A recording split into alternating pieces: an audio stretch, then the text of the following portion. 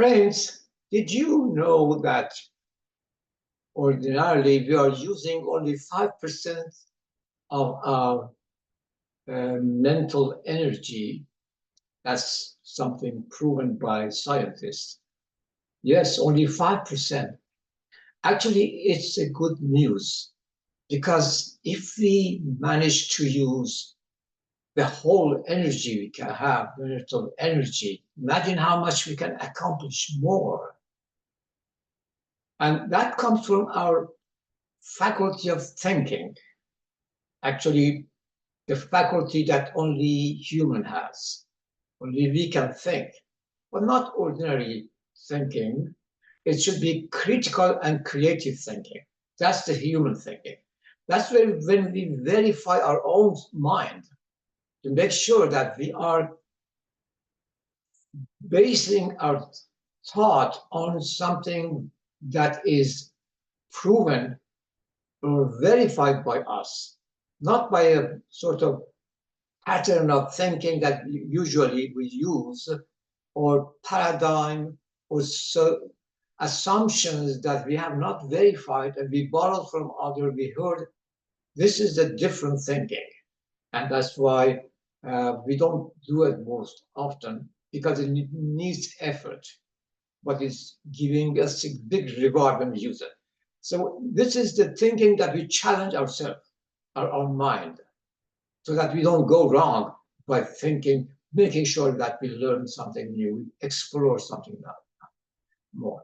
Before I go in explaining how we are not using all of our energy of mind, let me tell you what the greatest sages of ages, the philosophers, is telling about this thinking very briefly.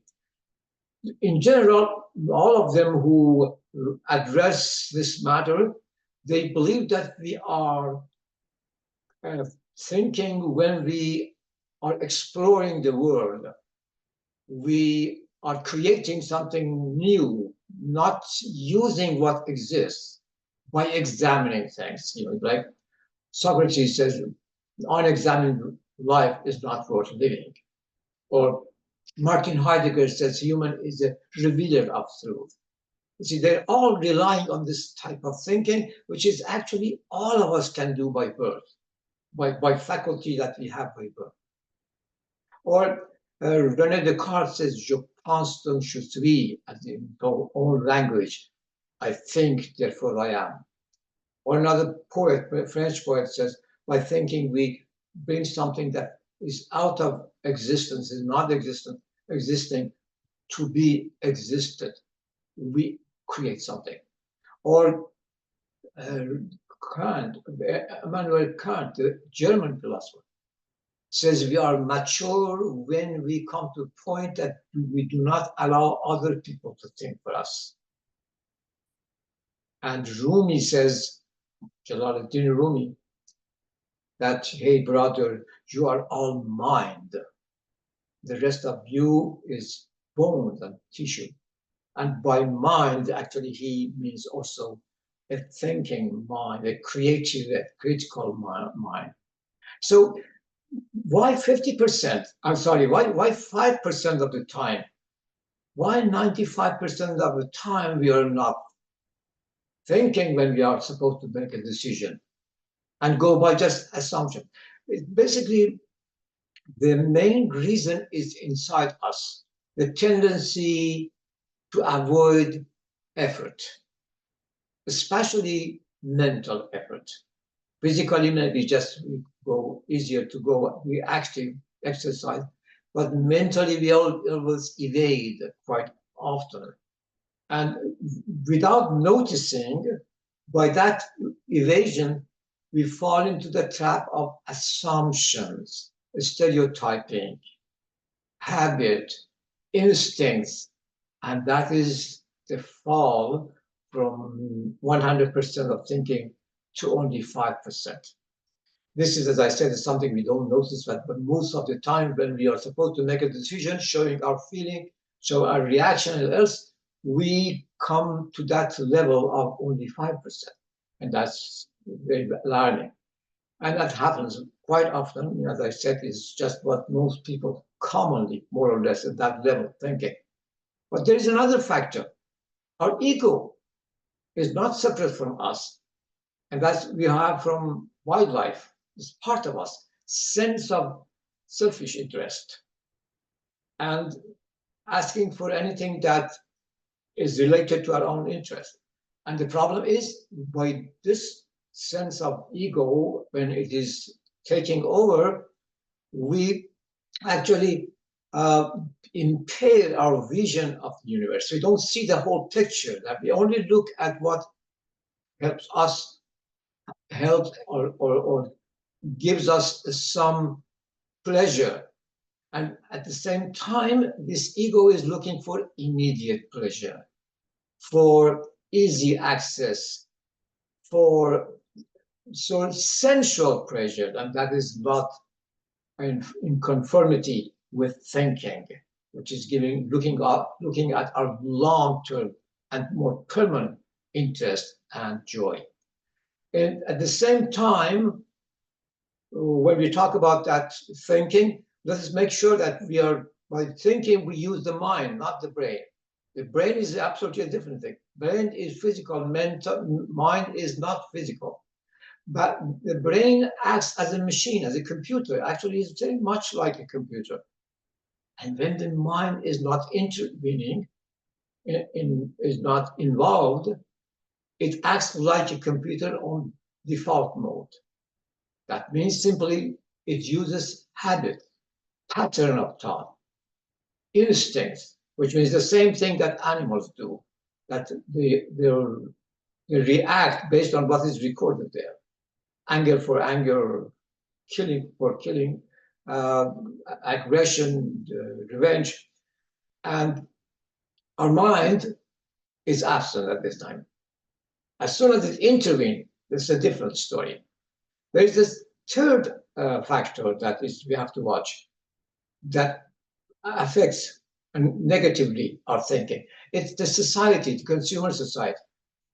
It is in two ways harmful. Number one is that it tries to see our picture, our image, as a producer, the consumer. And that's our position. So it doesn't recognize, has no interest in our creativity of mind. And second, that it will give us certain title, labels, and identify us by those labels. We are engineer or manual worker or boss, CEO of a company, or a woman or man, or black or white, or old or young, or I suppose educated or not educated. And these are all titles and labels. They are not identity of human. And gradually, people in the society on the day-to-day basis, taking this as their identity, we don't really take into consideration that these are for the sake of the first dimension of life, for the make living, has nothing to do with identity of human, and should not be lost. That is the one that makes us human, our mind. So altogether, these factors will, in fact, make us less than what we should be, a creative being. But the good news is that as soon as we overcome these blocks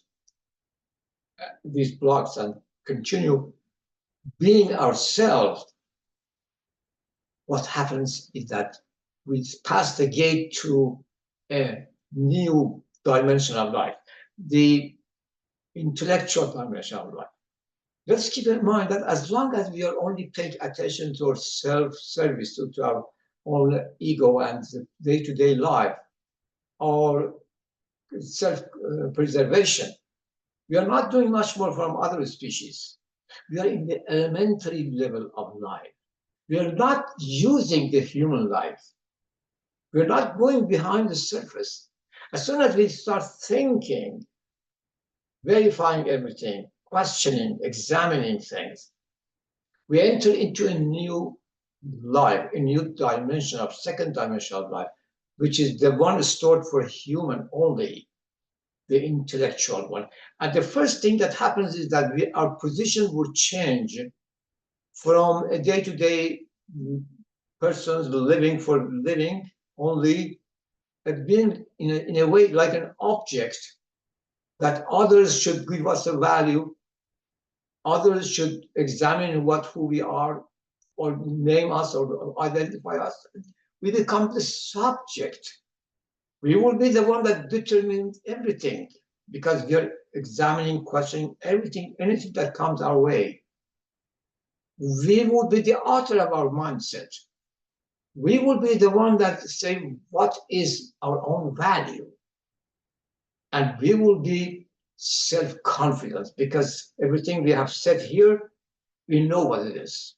And if we find later on that is something missing there, we go for completion. And we don't give in to whatever comes our way and make that as our mindset. We actually determine those things that society tells us to be. A good man, a good citizen, a virtuous or a very honest person. We don't need anybody to tell us. We don't need to look for what is good or bad, which is what suppose certain ideologies tell us, religions, which is nothing wrong with religions, with us that just blindly follow that. In this second dimension of life, we will be the author of it. But thinking we understand what cheating is, and we control ourselves. In other words, self-control comes into play. And we don't need to be controlled by others. We are the one that know the law, because law is nothing more than what is right, what is wrong. And our conscience will act for us. We will be, in fact, self-sufficient in that same term too. By this type of life in the second dimension, we find the concepts of everything in much deeper way. For example, the concept of love, such an exciting word. We find that in the first dimension, we still haven't been thought deeper. It is related to some relations. There should be a cause or reason and effect. Or we should know that the love is for some purpose, or because of, suppose, friendship or blood or family relations or sexual relations. In the second dimension, we find deeper the concept of love. We find that through understanding the integrity, the oneness of mankind. And we get out of that delusion, as Einstein says, delusion of separateness. Therefore, we find it's the glue, that love that connects us together, and is absolutely pure love. And we find the love we learned from the first dimension, like it is childish. And you may just ask them if it is love to everybody, how could that happen? And my answer is that, of course, we can't care for everybody. We have a limited resource. We start with those who are close to us, but it doesn't mean that outside that, others are excluded from our love. So this is a short talk. I should, if I get another chance to talk to you another one, I can see that many other concepts, we will see how many other concepts change in second dimension. The concept of religion would be different. We understand it much deeper than finding it as an excuse to use collective egos against each other. We find the concept of and many other things different. For example, the happiness, the joy, which is not joy of getting a diploma or suppose a job or else, and suddenly shortly after that all the joy are gone. It's a deeper joy that will never perish when we see we have accomplished something that other people are affected by in a positive way. So that's in short what happens in the second dimension of life. In short, we will get all we need, which we are entitled to, an exciting life, a life full of enthusiasm, a life that gives us glory. Making a living there's no glory in it. The life that gives us self-confidence. We will be firm like a rock at the time of disaster or mishap, because we have a cause, we have a purpose of life. We know we are here to explore, create things, and more accomplish something for others. In other words, we serve during this period to universe, and we say thank you that you created us. These are all part of our real life we are entitled to. And even you can get sense of heroism. If you don't believe, let me give you a couple of examples. Malala Yousafzai, in Pakistani girl at the age of 11. A girl at the age of 11 in the grip of Taliban. Guess what she could do? She raised her voice. She said, I don't agree with your rule that because I'm a girl, I have no right to go for education or very limited education. She challenged the Taliban and she got a Nobel Prize. She took risk. That's part of the heroism. But she got shot, but survived and continued. Another Swedish girl did similar thing at the age of 16, addressed the nations, almost 200 countries of the world, the head of the states or head of the delegations, and said, what the hell are you doing in this conference that is for climate change? And you're only doing talk and talk and talk. There are quite a number of other people increasingly going to challenge and looking for correcting others, waking up others to that, hey, we are not using the greatest faculty we have, thinking. And that thinking takes you all the way to be a unique individual, a one-time blessing in the world. That's you. That's everybody by birth. If we use that faculty of thinking, the real thinking, creative and critical. Thanks for watching.